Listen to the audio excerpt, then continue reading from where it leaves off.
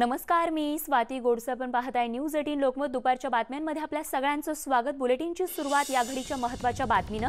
दक्षिण मुंबईच्या माझगाव भागात जीएसटी भवनला भीषण आग लागली होती. आता ही आग आटोक्यात आल्याचं कळतंय.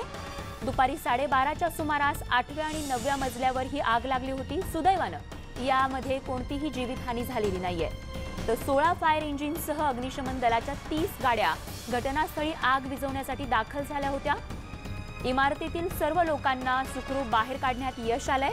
आणि विशेष म्हणजे आग लागल्याचं समजताच अजित पवार माझगावसाठी निघाले. राष्ट्रवादी काँग्रेसची बैठक सोडून अजितदादा माझगावला गेले आणि त्यांनी परिस्थितीचा आढावा घेतलाय. विवेक कुलकर्णी आमचे प्रतिनिधी थेट घटनास्थळावरून आपल्या सोबत आहेत. विवेक, आगीची अपडेट या घडीची. स्वाती, आता आगीवर अग्निशमन दलानं पूर्ण नियंत्रण मिळवलेलं आहे. हीच ती इमारत आहे जिथं वरचे जे 2 मजले आहेत तिथं आग लागलेली होती. आपण बघतो की अजूनही काही ठिकाणाहून धूर येत असल्यामुळे खबरदारीचा उपाय म्हणून पाण्याचा मारा अग्निशमन दलाकडून केला जातोय. अग्निशमन दलाच्या जवळपास 16 गाड्या या परिसरात आल्या होत्या आणि त्यांनी आगीवर नियंत्रण मिळवण्यासाठी आटोकाट प्रयत्न केले.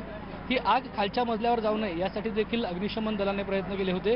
हे सरकारी कार्यालय आहे, त्याच्यामुळे अनेक कागदपत्र आणि लाकडी फर्निचर या इमारतीमध्ये होतं आणि त्याच्यामुळे ही आग पसरली. आगीचं निश्चित कारण अजूनही समजू शकलेलं नाहीये, पण ही आग आता नियंत्रणात आली आहे.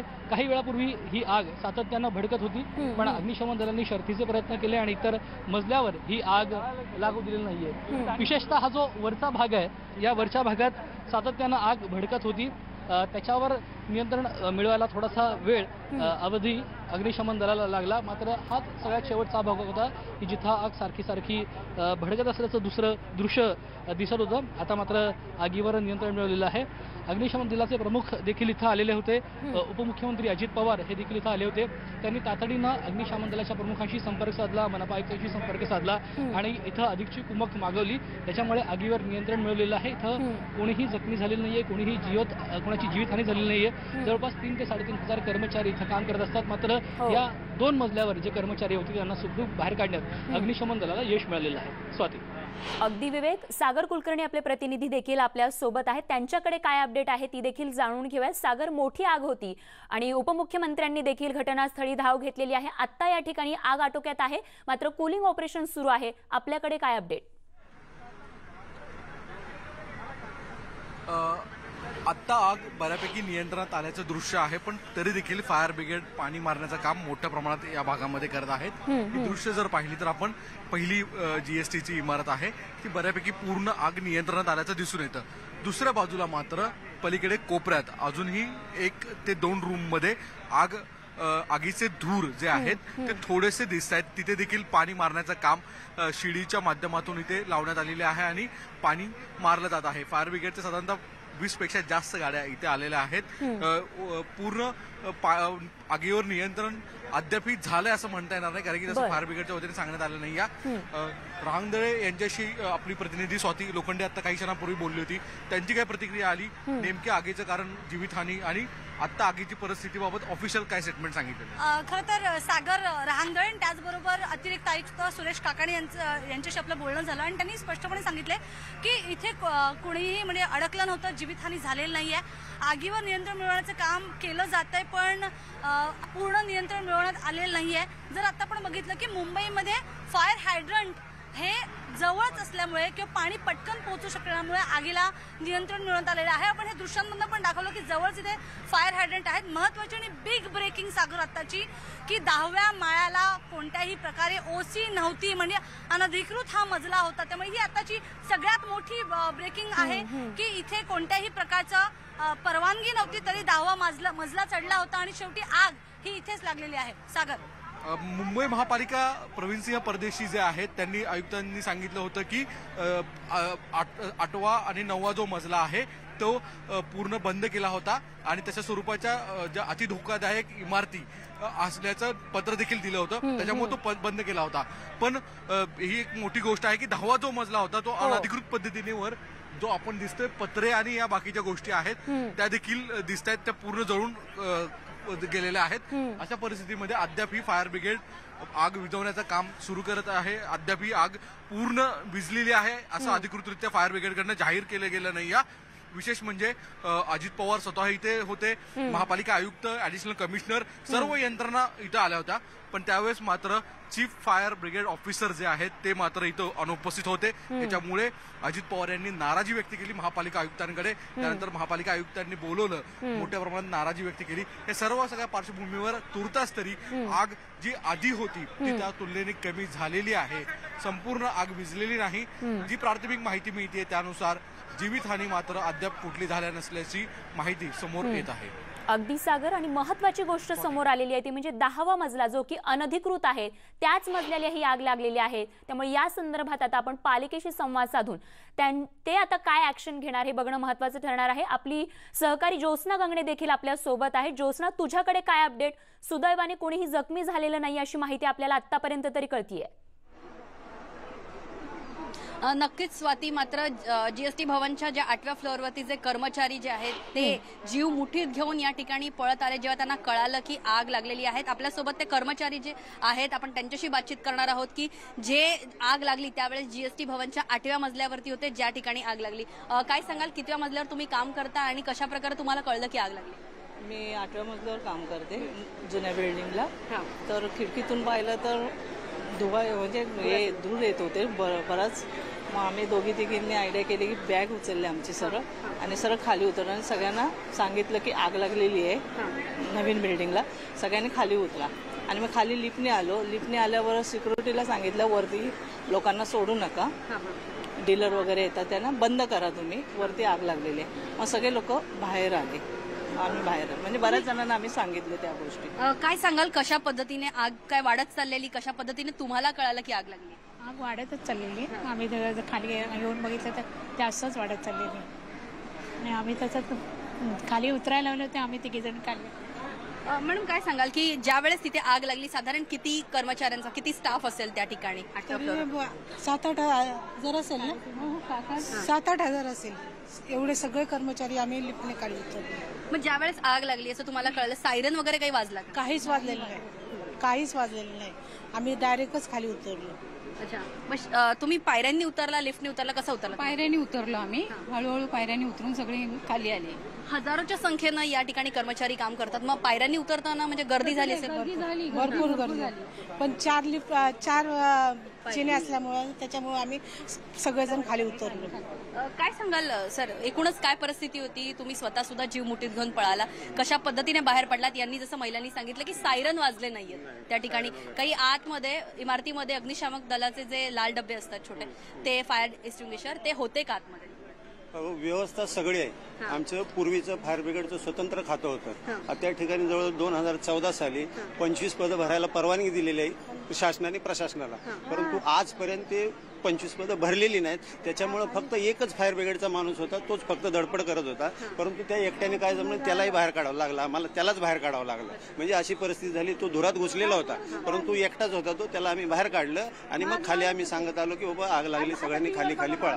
मग त्यावेळेला पहिल्या माळ्यावर आलो आणि मग खाली ज्या सगळ्या गाड्या होत्या अधिकाऱ्यांच्या, त्या पहिल्या आम्ही स्वतंत्र पहिल्या बाहेर काढल्या सगळ्या ड्रायव्हरला बोलून. एक गाडी आयुक्तांची ती गाडी फोडली सुद्धा, की का तर तिची ती CNG गॅस असल्यामुळे तिला फोडावी लागली आणि तिला अशी ढकलत लोकांनी उचलून गाडी बाहेर काढलेली आहे.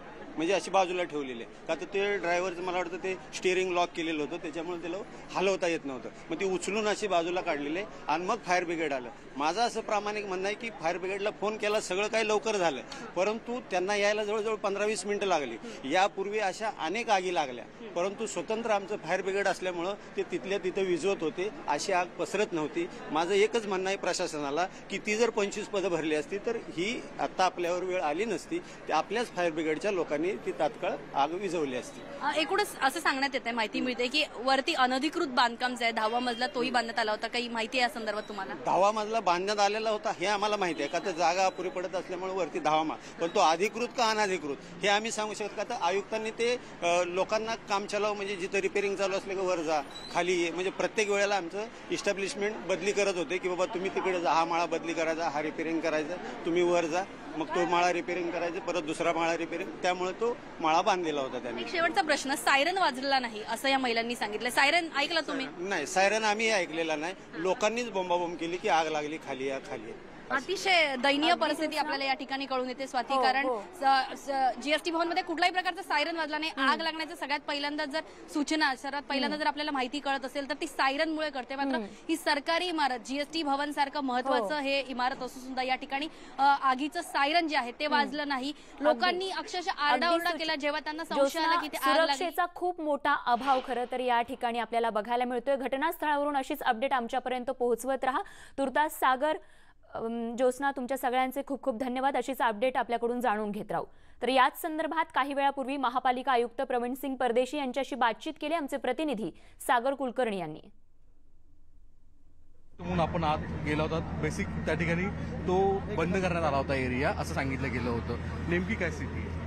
नाही, जसं समोर आग दिसत आहे तशी मागे पण वाढत होती. तर आपले फायर ब्रिगेडचे स्टाफ आत गेलेले आहेत बिल्डिंगमध्ये आणि त्यांनी फायर खाली येणार नाही त्याच्यासाठी प्रतिबंधात कारवाई केलेली आहे. म्हणजे तिथे त्यांनी जाऊन फायर वॉटर लाईन लावलेली आहे, तर त्याच्यामुळे फायर खाली येऊ नये हा एक त्याच्यामधला मूळ मुद्दा होता. आणि दुसरी गोष्ट, वरचे फ्लोअर्स जे आहेत ते एका कोपऱ्याला जिथे फायर केली आता तिथे सुद्धा मशीन्स आपण लावून त्याच्या कंट्रोलमध्ये आणण्याचा प्रयत्न करतो.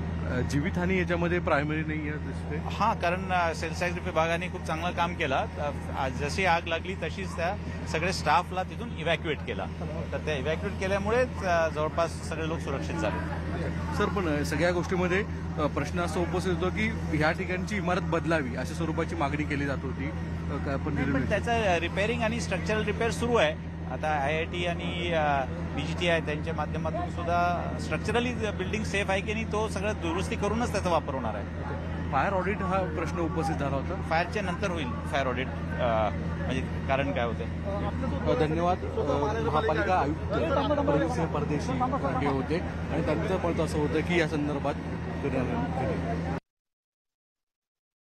मुंबईतील माझगाव या ठिकाणी असणाऱ्या जीएसटी भवनला अचानकपणे आग लागली. आग लागून तब्बल काही तास उलटून गेलेले आहेत, मात्र आगीवरती अद्यापही नियंत्रण मिळालेलं नाहीये. आग विझवण्याचं काम सुरू आहे आणि या ठिकाणी आपल्यासोबत आहे शिवसेनेच्या आमदार यामिनी जाधव. आपण त्यांच्याशी बातचीत करणार आहोत, कारण गेले दीड तास झाले ते या ठिकाणी स्वतः उपस्थित आहे आणि आगीचा आढावा जे आहे ते या ठिकाणी घेत आहे.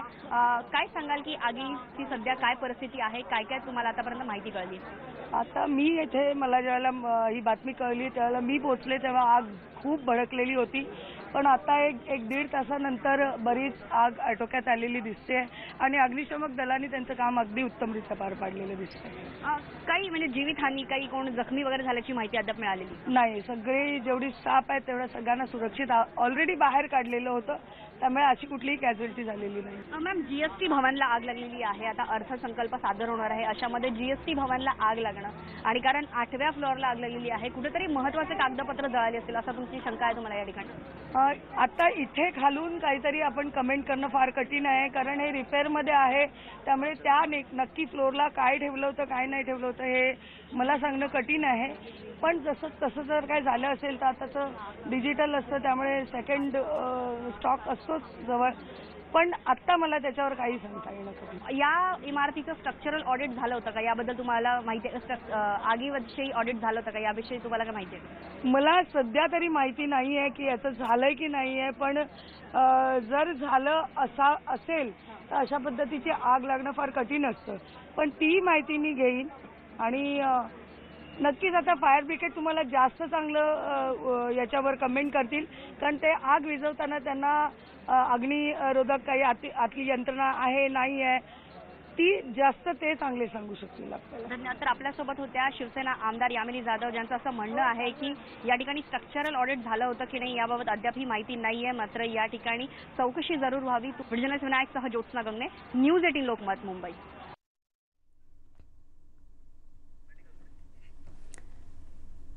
तर जीएसटी भवनला ही भीषण अशी आग या ठिकाणी लागली होती. तब्बल 3 तास उलटत आलेले आहेत. या आगीवर बऱ्यापैकी नियंत्रण मिळवण्यात आलेलं आहे, पण पूर्णपणे ही आग विझली असं म्हणता येणार नाही असं आपले प्रतिनिधी सागर कुलकर्णी यांनी सांगितलेलं आहे. अजूनही काही ठिकाणी ही आग धुमसत आहे आणि कूलिंग ऑपरेशन जे आहे ते अजूनही सुरूच असल्याचं बघायला मिळतंय. तर काही वेळापूर्वी उपमुख्यमंत्र्यांनी त्या ठिकाणी धाव घेत घटनास्थळाची पाहणी केलेली आहे. त्यांनी काय प्रतिक्रिया दिली ती बघूया. 12:30च्या दरम्यान ह्या भवनाला आग लागली. त्याच्यानंतर ती वरच्याच मजल्यावर 2 आहे, टॉपच्या मजल्यावर आणि सेकंड लास्ट मजल्यावर. इथं आल्यानंतर आज आमचे कमिशनर एका महत्त्वाच्या मीटिंगच्या करता दिल्लीला गेलेले आहेत. ते आता 3:30च्या फ्लाईटनं निघत आहेत. आपले CP आणि आपले BMC कमिशनर परदेशी. मला कळायला आज एक पवारसाहेबांनी मीटिंग बोलवलेली होती, तिथं मी होतो यशवंतराव चव्हाण प्रतिष्ठानला. मला तिथं मेसेज आल्यानंतर मी ताबडतोब निघालो आणि बर्वेंना सांगितलं की पहिल्यांदा मोठ्या प्रमाणावर इथं फायर ब्रिगेडच्या गाड्या येण्याच्या करता रस्ता मोकळा ठेवा, बाकीचं ट्रॅफिक बंद करा. त्या प्रकारे त्यांनी केलेलं आहे. फायर ब्रिगेडच्या गाड्या जेवढ्या पाठवता येतील तेवढ्या पाठवण्याचं काम BMC कमिशनर परदेशींनी केलेलं आहे. आता ते इथं पोचलेले आहेत. फायर ब्रिगेडची लोक जेवढं काही तिथल्या तिथं ती खाली सरकू नये आग म्हणून जो प्रयत्न करायला पाहिजे तो करतायत.